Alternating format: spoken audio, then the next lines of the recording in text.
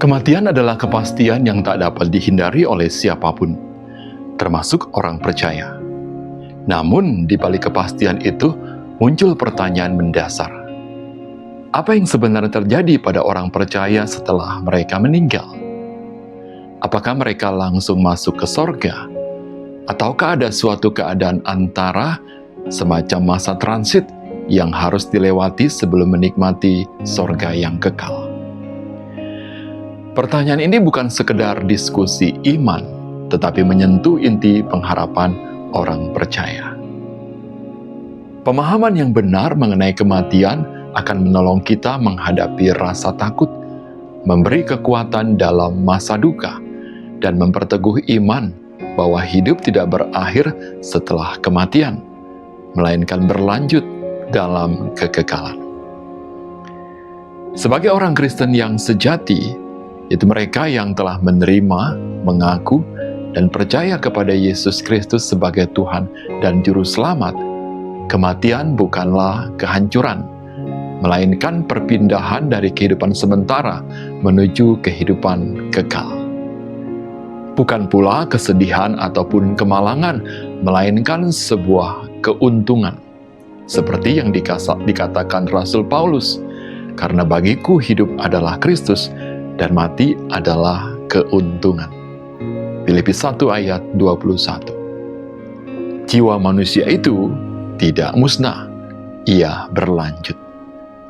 Namun, bagaimana kelanjutannya?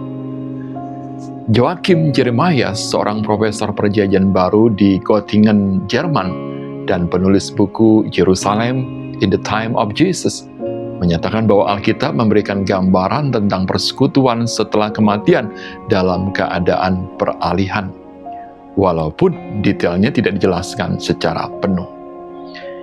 Kisah Lazarus dan orang kaya dalam Lukas 16 menunjukkan kesadaran jiwa setelah kematian, memberi petunjuk bahwa ada keadaan peralihan sebelum penghakiman akhir dan kebangkitan tubuh. Keadaan peralihan ini dalam teologi Kristen dan pemahaman gereja sepanjang sejarah disebut sebagai intermediate state, yaitu keadaan antara masa peralihan sementara antara kematian dan kebangkitan tubuh pada akhir zaman. Konsep intermediate state bukan muncul dari satu orang tertentu, melainkan berkembang secara bertahap dari pemahaman umat Kristen mula-mula terhadap ajaran Alkitab seperti yang terdapat dalam Lukas 23 ayat 43, 2 Korintus 5 ayat 8, Filipi 1 ayat 23. Beberapa bapak-bapak gereja sudah menafsirkan dan merumuskan secara jelas adanya keadaan antara atau intermediate stage. Misalnya, Irenaeus dalam Against Heresis, melawan ajaran sesat, menjelaskan bahwa orang mati berada dalam keadaan sadar sambil menunggu kebangkitan tubuh. Ia adalah salah satu tokoh awal yang memaparkan tentang pemahaman intermediate state. Kemudian ada Tertullianus, membagi keadaan setelah kematian antara orang benar dan orang jahat. Ia memakai istilah refrigerium interim, keteduhan sementara. Dialah yang pertama memberi definisi teologis yang lebih sistematis tentang keadaan sementara itu. Beberapa pandangan di atas dikuatkan oleh bapak gereja besar lainnya, yakni Agustinus. Dalam The City of God dan tulisan lainnya, ia menjelaskan, jiwa orang percaya langsung beristirahat dalam Tuhan, tetapi kebangkitan tubuh terjadi kemudian. Agustinus adalah salah satu tokoh paling berpengaruh yang mengokohkan doktrin intermediate state dalam tradisi gereja barat. Dengan demikian, keadaan sementara itu adalah doktrin teologis arus utama yang berasal dari pemahaman historis panjang, bukan spekulasi baru atau ajaran sampingan. Alkitab mengatakan dengan jelas bahwa ketika orang percaya meninggal, mereka langsung berada di hadirat Tuhan. Seperti dikatakan Rasul Paulus, kami lebih suka tinggal di luar tubuh dan menetap pada Tuhan. 2 Korintus 5 ayat 8. Dalam Filipi 1 ayat 23, ia bahkan mengatakan kerinduannya adalah berpulang dan diam bersama-sama dengan Kristus. Itu jauh lebih baik. Ketika Yesus disalibkan, Dia mengatakan kepada penjahat yang bertobat yang berada di sebelahnya, "Hari ini juga engkau akan ada bersama-sama dengan aku di dalam Firdaus." Lukas 23 ayat 43. Ayat-ayat ini menunjukkan bahwa setelah kematian, jiwa orang percaya tidak mengembara, tidak tidur, dan tidak hilang, tetapi langsung berada di dalam hadirat Allah dalam keadaan sadar, nyaman, tenang, sukacita, dan penuh damai. Namun, meskipun orang percaya langsung bersama Tuhan, Alkitab juga mengajarkan bahwa sorga yang final, langit dan bumi yang baru itu belum hadir saat ini. Wahyu 21 ayat 22 dengan jelas menggambarkan sorga akhir sebagai ciptaan baru, di mana tidak ada lagi maut, duka, penderitaan, dan dosa. Keadaan sempurna ini baru akan dinyatakan setelah kebangkitan tubuh dan kedatangan Kristus yang kedua kali. Karena itu, hadirat Tuhan yang dialami orang percaya setelah kematian bukanlah sorga final, tetapi bentuk sementara dari kebahagiaan kekal sebelum pemulihannya yang penuh.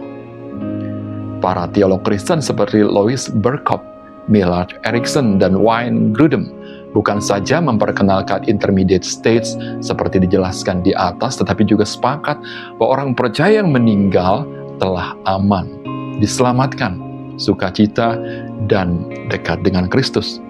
Tetapi mereka belum masuk pada tahap akhir keselamatan, yaitu penyempurnaan tubuh dan tinggal dalam langit dan bumi yang baru. Dengan kata lain, orang percaya memang quote-unquote langsung ke sorga, jika sorga yang dimaksud adalah hadirat Tuhan, tetapi belum ke sorga final sebagaimana digambarkan dalam pemulihan kosmik terakhir. Keadaan bahagia ini bukanlah suatu kekurangan, melainkan anugerah besar. Jiwa telah dibebaskan dari dosa, penderitaan, dan kutuk, tetapi masih menantikan hari ketika tubuh juga dibangkitkan dalam kemuliaan. Roma 8 ayat 23 menyatakan bahwa bahkan kita yang telah menerima Roh Kudus merindukan pengangkatan sebagai anak, yaitu pembebasan tubuh kita. Ini menunjukkan bahwa bagian akhir dari keselamatan belum terjadi sampai kebangkitan tubuh. Karena itu, keyakinan mengenai tempat peralihan sementara atau intermediate state bukanlah sesuatu yang spekulatif, melainkan sebuah ajaran atau doktrin yang diakui oleh banyak teolog Kristen arus utama sesuai kesaksian Alkitab. Keadaan ini bukan tempat yang menakutkan, bukan ruang kosong, bukan tidur panjang, tetapi hadirat Tuhan yang penuh damai, di mana orang percaya menantikan puncak kemuliaan ketika Kristus datang kembali, tubuh dibangkitkan, dan segala sesuatu dipulihkan. Dengan memahami hal ini, kita dapat melihat bahwa kematian bagi orang percaya bukanlah akhir, melainkan pintu menuju hadirat Tuhan, sekaligus awal dari penantian penuh harapan menuju sorga yang final dan kekal. Setelah mempelajari semua ini, sebenarnya implikasinya apa buat kita sebagai orang percaya? Ada beberapa hal. Pertama, kematian bukanlah momok menakutkan, tetapi kepastian penuh pengharapan. Pemahaman bahwa orang percaya langsung masuk ke hadirat Tuhan memberi kelegaan bahwa kematian bukanlah kegelapan, melainkan terang yang menuntun ke pelukan Kristus. Kedua, hidup di dunia menjadi lebih bermakna. Jika sesudah kematian kita berada bersama Tuhan, maka hari-hari di bumi ini bukan untuk ditakuti, tetapi dijalani dengan iman, kesetiaan, dan kekudusan sebagai persiapan memasuki kekekalan. Ketiga, memberi penghiburan yang mendalam saat berduka. Ketika orang yang kita kasih dalam Tuhan meninggal, kita tidak berduka seperti orang yang tidak punya pengharapan. Mereka sekarang aman, sadar, bersukacita, dan bersama Kristus jauh lebih baik daripada keadaan di dunia ini. Keempat, mendorong kerinduan akan kekekalan dan kedatangan Kristus kembali. Kita hidup bukan hanya menantikan kematian, tetapi menantikan kebangkitan tubuh dan langit bumi yang baru.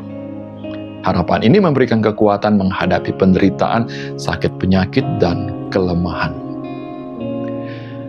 Kalau boleh disimpulkan, kematian orang percaya bukanlah perjalanan ke tempat transit yang membingungkan, melainkan perpindahan langsung ke dalam hadirat Kristus.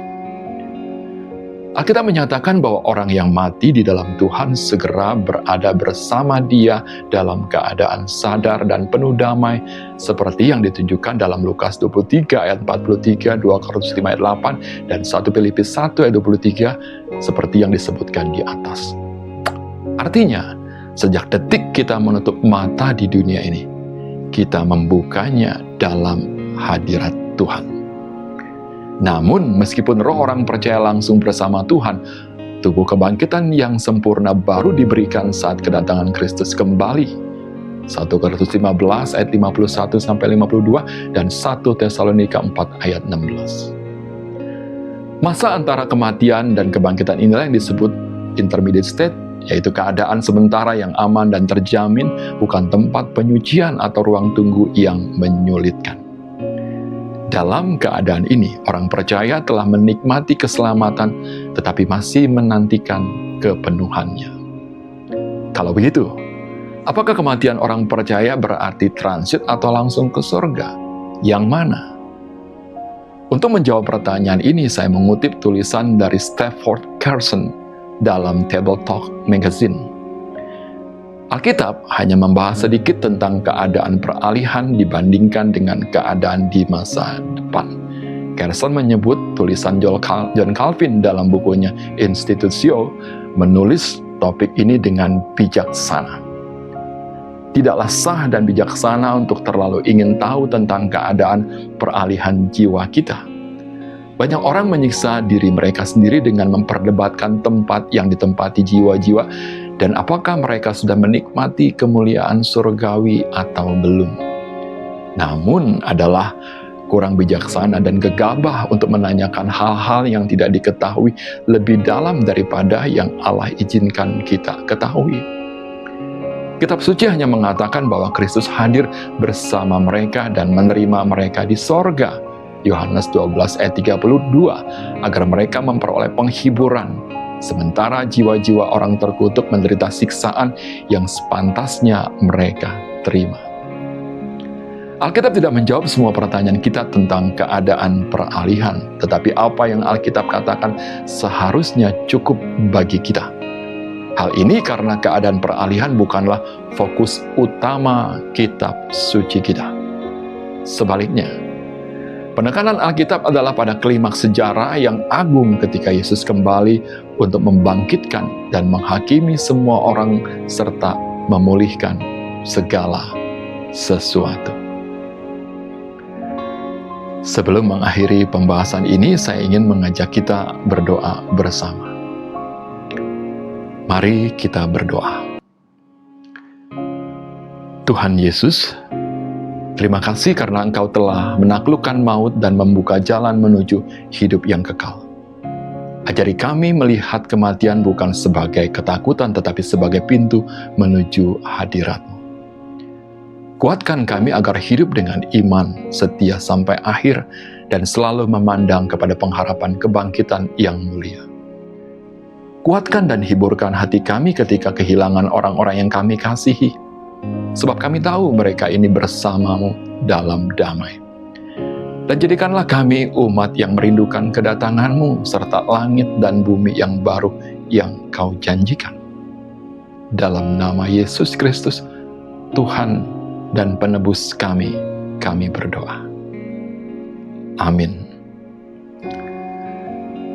Apabila pesan ini memberkatimu, bagikanlah kepada para sahabat yang lain.